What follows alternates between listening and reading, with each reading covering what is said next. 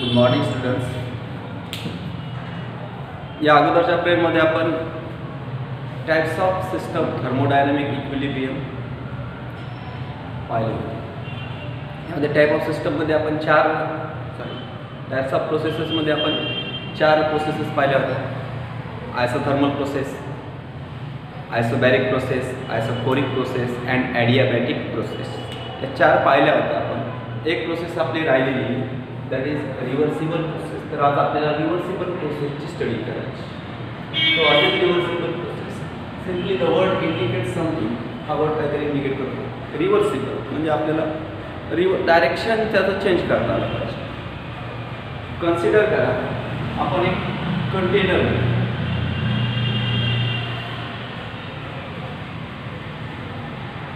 आणि या कंटेनरमध्ये आपण गॅस फीड केला. सपोज दॅट इथपर्यंत आपल्याकडे हा गॅस,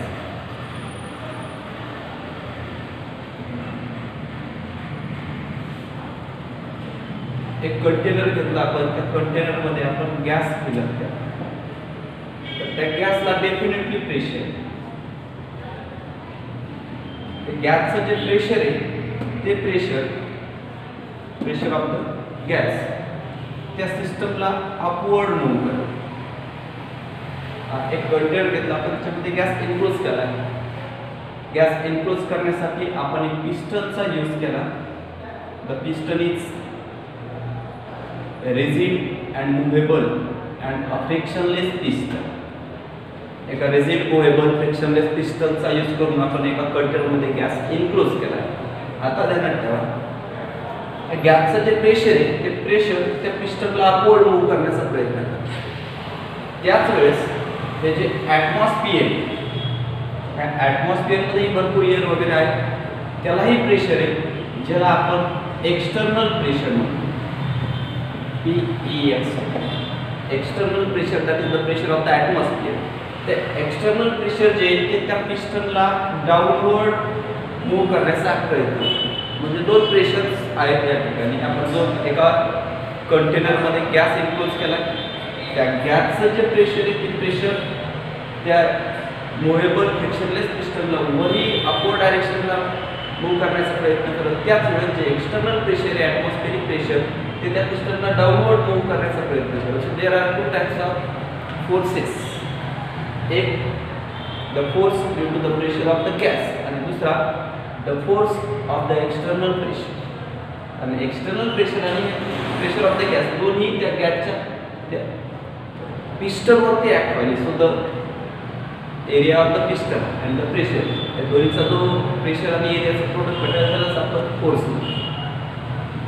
आता ध्यानात ठेवा, त्या गॅसचं जे प्रेशर आहे त्या प्रेशर पिस्टनला अपवर्ड मूव्ह करण्याचा प्रयत्न करायला, म्हणून त्याला आपण ड्रायव्हिंग फोर्स म्हणतो. What is driving force? त्याच वेळेस एक्सटर्नल प्रेशर जे ते त्या पिस्टनला वरी जाण्यापासून अपोज करायला, विरोध करायला, त्याला अपोज करायला, म्हणून एक्सटर्नल प्रेशर त्या पिस्टनवरती ॲक्ट व्हायला, ते पिस्टनला अपवर्ड जाण्यासाठी अपोज करायला, म्हणून त्याला आपण अपोजिंग फोर्स. जो अपोजिंग फोर्स त्या पिस्टनला डाऊनवर्ड मूव्ह करायला, अपवर्ड पिस्टनला मूव्ह होण्यासाठी एक्सटर्नल प्रेशर अपोज करायला, म्हणून त्या एक्सटर्नल प्रेशरवरती जायला फोर्सला आपण अपोजिंग फोर्स.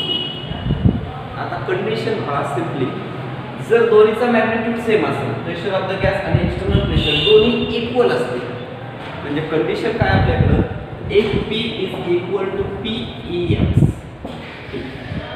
जर एक्सटर्नल प्रेशर आणि प्रेशर ऑफ द सिस्टम और गॅस दोन्ही इक्वल असतील तर ती सिस्टम सराउंडिंग सोबत मेकॅनिकल इक्विलिब्रियम मध्ये असेल, म्हणजे ते पिस्टन मूव्ह होणार नाही. There is no movement of the piston downward or upward if both are in equal magnitude, that is the pressure of the gas and external pressure, if both are in equal magnitude, then the piston remains stationary. That is, we can say that the system is in mechanical equilibrium with the surroundings. आता दुसरी condition पहा, जर दोन्ही different असतील, गॅसचं pressure आणि external pressure दोन्ही different असतील, तर आपण फर्स्ट कंडिशन पाहू शकतो की if the pressure of the gas is greater than the external pressure, he condition असेल तर काय, जर गॅसचं प्रेशर जास्त आहे आणि एक्सटर्नल प्रेशर कमी आहे तर हे पिस्टन अपवर्ड मूव्ह होत नाही. दुसरी आपण कंडिशन चेंज केली, जर आपण एक्सटर्नल प्रेशर जास्ती ठेवलं than the pressure of the gas, that is external pressure is greater than the pressure of the gas, तर हीच पिस्टन डाउनवर्ड मूव्ह. बरं, तिन्ही कंडिशन द्यायला ठेवा, दोन्ही इक्वल असतील गॅसचं प्रेशर आणि एक्सटर्नल प्रेशर, तर पिस्टन कॉन्स्टंट राहील, मूव्ह होणार नाही. पण जर दोन डिफरंट असतील एक्सटर्नल प्रेशर आणि गॅसचं प्रेशर, तर पिस्टन मूव्ह होईल. म्हणजे कुठल्या कंडिशनला मूव्ह होईल, तर गॅसचं प्रेशर जास्त असेल तर वरी जाईल पिस्टन आणि एक्सटर्नल प्रेशर जास्त असेल तर पिस्टन खाली. इथपर्यंत समजलं.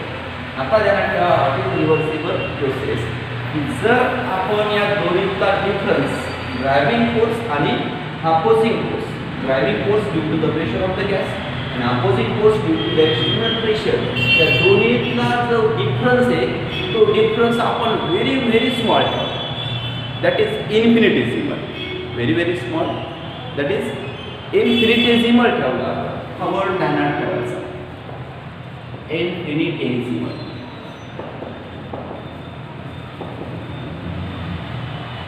The driving force and opposing force differs in very small quantity. That is the difference between the driving force and opposing force are very small. That is infinitesimally differs from each other. आणि imagine करा what is infinity. जर driving force हा आपल्याकडे for example 100 Newton आणि opposing force imagine करा आपल्याकडे 99.99 Newton. म्हणजे driving force 100 magnitude आहे आणि अपोजिंग फोर्सचा मॅग्निट्यूड 99.99, तर दोन्हीतला जो डिफरन्स आहे तो 0.01चा डिफरन्स. ओके, आता ड्रायव्हिंग फोर्स हा व्हेरी स्मॉल क्वांटिटीमध्ये अपोजिंग फोर्सपेक्षा जास्त आहे, 0.1 का होईल परंतु जास्त आहे. म्हणजे पिस्टन अपवर्ड मूव्ह होत आहे, परंतु ते खूप स्लोली मूव्ह होत राहील, कारण ड्रायव्हिंग फोर्स हा खूप स्मॉल क्वांटिटीमध्ये ग्रेटर आहे. म्हणजे स्मॉल स्टेपमध्ये हे पिस्टन अपवर्ड मूव्ह होत राहील. जोपर्यंत ड्रायव्हिंग फोर्स हा जास्त आहे तोपर्यंत पिस्टन या अपवर्ड डायरेक्शनला मूव्ह होत राहील. पण जर पिस्टन वरी गेलं तर व्हॉल्यूम इन्क्रीज व्हायली आणि व्हॉल्यूम इन्क्रीज झाल्यामुळे प्रेशर डिक्रीज होतं अकॉर्डिंग टू द व्हॉल्यूम. व्हॉल्यूमनुसार आपल्याला माहिती आहे प्रेशर आणि व्हॉल्यूम आर इन्व्हर्सली प्रोपोर्शनल. जर व्हॉल्यूम वाढली म्हणजे गॅस एक्सपांड झाला तर त्याचं प्रेशर कमी होणार. त्याचा प्रेशर जर 0.1 कमी झालं तर मग सराउंडिंगचं एक्सटर्नल प्रेशर आणि गॅसचं प्रेशर दोन्ही सेम होतील. दोन्ही सेम झाले तर परत ती सिस्टम मेकॅनिकल इक्विलिब्रियममध्ये. आणि जर आपण हीच कंडिशन मेंटेन केली प्रत्येक स्टेपला, व्हेरी स्मॉल स्टेप व्हायला किती व्हायला, परंतु प्रत्येक स्टेपला ड्रायव्हिंग फोर्स हा अपोजिंग फोर्सपेक्षा आपण स्लाइटली ग्रेटर ठेवला, दॅट इज इन्फिनिटेसिमल क्वांटिटीमध्ये जास्त ठेवलं तर पिस्टन वरी होत जाईल. पण जर आपण अपोजिंग फोर्सला स्लाइटली इन्क्रीज केलं, जास्त नाही इन्क्रीज करायचं, स्लाइटली, फक्त आपण 0.2 किंवा 0.02 न्यूटन एवढं जास्त ध्यानात ठेवा. अगोदर दोन्हीतला डिफरन्स हा व्हेरी स्मॉल होता, म्हणजे इन्फिनिटेसिमल डिफरन्स होता ड्रायव्हिंग फोर्स आणि अपोजिंग फोर्समध्ये. परंतु आता जर आपण अपोजिंग फोर्सला स्लाइटली इन्क्रीज केलं, 0.02 इन्क्रीज केलं तर तो ड्रायव्हिंग फोर्सपेक्षा स्लाइटली ग्रेटर व्हायला, मग ते पिस्टन डाऊनवर्ड होते. Condition is very critical and important. अगोदर ड्रायव्हिंग फोर्स 100 होता, अपोजिंग फोर्स 99.99 होता, म्हणून पिस्टन स्लोली अपवर्ड मूव्ह होत होतं. परंतु आपण अपोजिंग फोर्स स्लाइटली इन्क्रीज केला, किती क्वांटिटीमध्ये 0.02 एवढाच इन्क्रीज केला, तर तो 100.01 व्हायला, म्हणजे थोडाही अपोजिंग फोर्स इन्क्रीज केला तर तो ड्रायव्हिंग फोर्सपेक्षा जास्त व्हायला. मग आता ते पिस्टन डाऊनवर्ड येईल, परंतु तेव्हाही ते स्लोली डाऊनवर्ड येणार आहे, कारण दोन्हीचा डिफरन्स परत व्हेरी स्मॉल इन्क्रीज. अशा प्रोसेसला म्हणायचं आहे रिव्हर्सिबल प्रोसेस. ध्यानात ठेवा, रिव्हर्सिबल प्रोसेसमध्ये फक्त दोन गोष्टी इम्पॉर्टंट आहेत. एक तर ड्रायव्हिंग फोर्स आणि अपोजिंग फोर्समधला जो डिफरन्स आहे तो व्हेरी स्मॉल पाहिजे, म्हणजे इन्फिनिटेसिमली डिफरंट पाहिजे. तो जर त्याच्यातला डिफरन्स व्हेरी स्मॉल असेल, इन्फिनिटेसिमल असेल, तर आपण जर अपोजिंग फोर्सला थोडंसं वाढवलं की तो ड्रायव्हिंग फोर्सपेक्षा जास्त होतो, म्हणजे त्या पिस्टनची मुवमेंट डाऊनवर्ड साईडला होईल. अगोदर अपवर्ड होतो की आता डाऊनवर्ड होईल. ध्यानात ठेवा, पिस्टन अपवर्ड चाललं म्हणजे गॅस एक्सपांड व्हायला, पिस्टन डाऊनवर्ड यायला म्हणजे गॅस कॉन्ट्रॅक्ट व्हायला किंवा कॉम्प्रेस व्हायला. जर आपण अपोजिंग फोर्समध्ये कंडिशनमध्ये थोडासा इन्क्रीज केला तर प्रोसेस रिव्हर्स व्हायली. तशा प्रोसेसला म्हणायचं आहे रिव्हर्सिबल प्रोसेस. की अशी प्रोसेस कंडक्ट करायची आपल्याला की ज्या प्रोसेसमध्ये प्रत्येक स्टेजला ड्रायव्हिंग फोर्स हा अपोजिंग फोर्सपेक्षा थोडासा जास्तीचा पाहिजे आणि जर अपोजिंग फोर्स थोडासा इन्क्रीज केला तर तो ड्रायव्हिंग फोर्सपेक्षा स्लाइटली परत जास्त झाला पाहिजे. म्हणजे कुठल्याही स्टेजला आपल्याला ती प्रोसेस रिव्हर्स करता आली पाहिजे. तशा प्रोसेसला म्हणायचं आहे रिव्हर्सिबल प्रोसेस. परत ध्यानात ठेवा. The process conducted in such a way during which the driving force is only infinitesimally greater than the opposing force and which can be reversed by slight increase in the opposing force is called a reversible process. परत ध्यानात ठेवा की अशी process conduct करायची आपल्याला की ज्या प्रोसेसमध्ये प्रत्येक स्टेजला ड्रायव्हिंग फोर्स अपोजिंग फोर्सपेक्षा इन्फिनिटेसिमल क्वांटिटीमध्ये जास्त पाहिजे आणि जर अपोजिंग फोर्स थोडासा वाढवला की तो इन्फिनिटेसिमली ड्रायव्हिंग फोर्सपेक्षा जास्त झाला पाहिजे. म्हणजे प्रोसेस रिटर्न होते रिव्हर्स. तशा प्रोसेसला म्हणायचं रिव्हर्सिबल प्रोसेस. दोन्हीचा डिफरन्स इन्फिनिटेसिमल पाहिजे आणि चेंज खूप स्लोली झाला पाहिजे. परत ध्यानात ठेवा. What is reversible process? The process conducted in such a way The process conducted in such a way during which the driving force is only infinitesimally greater than the opposing force and which can be reversed by slight increase in the opposing force is called a reversible process. परत ध्यानात ठेवा. The process conducted in such a way during which at every stage the driving force is only infinitesimally greater than the opposing force and which can be reversed by slight increase in the opposing force is called a reversible process. अशी process conduct केली की प्रत्येक स्टेजला driving force opposing फोर्सपेक्षा थोडासा जास्ती असत आणि opposing फोर्सला increase थोडंही केलं आपण तर ती प्रोसेस रिव्हर्स होत असेल तर त्या प्रोसेसला म्हणायचं रिव्हर्सिबल प्रोसेस. तर आपल्याला रिव्हर्सिबल प्रोसेसचे काही कॅरेक्टरिस्टिक पाहिजे. For example characteristic features.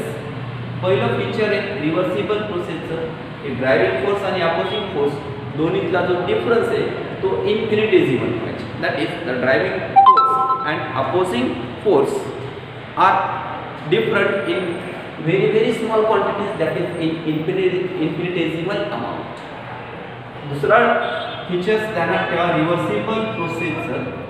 The process can be reversed at every stage. कुठल्याही स्टेजला ती प्रोसेस आपल्याला रिव्हर्स करता आली पाहिजे. पहिला फीचर पाहिला आपण रिव्हर्सिबल प्रोसेसचं की ड्रायव्हिंग फोर्स हा आणि अपोजिंग फोर्स दोन्हीतला डिफरन्स इन्फिनिटेसिमल असतो. दुसरं कुठल्याही स्टेजला ती प्रोसेस रिव्हर्स करता आली पाहिजे. आणि तिसरं the process takes place very slow. ही प्रोसेस खूप स्लो होते and takes place in infinite number of steps. Process slow असते आणि एका किंवा दोन टप्प्यामध्ये पूर्ण होत नाही तर अनंत टप्प्यामध्ये कंप्लीट होते. That is the process is very slow and occurs in infinite number of steps. Infinite numbers of very small steps. आणि चौथं the system attains mechanical equilibrium with the surroundings at the end of every step. Infinite steps आहेत परंतु प्रत्येक स्टेपच्या एंडिंगला system आणि surrounding दोन्हीमध्ये mechanical equilibrium establish. परत ध्यानात ठेवा there are 4 important characteristic features of the reversible process. Reversible प्रोसेसचे 4 फीचर्स आहेत. पहिला फीचर्स आहे त्याचा the driving force and opposing force differs in very small quantities, that is infinitesimal quantity. दुसरं the process can be reversed at the every stage. कुठल्याही स्टेजला process reverse करता आली पाहिजे. तिसरा feature the process is very slow and takes place in infinite number of steps. Slow process असते आणि infinite नंबर्समध्ये complete होते. आणि last and that is important the system attains mechanical equilibrium at the end of every step with the surroundings. System surrounding सोबत प्रत्येक small स्टेपच्या एंडिंगला system आणि surroundings दोन्हीमध्ये मेकॅनिकल इक्विलिब्रियम ऑब्टेन होतो. परत त्याला there are 4 important characteristic features of the reversible process. First the driving force and opposing forces differs in infinitesimal amount.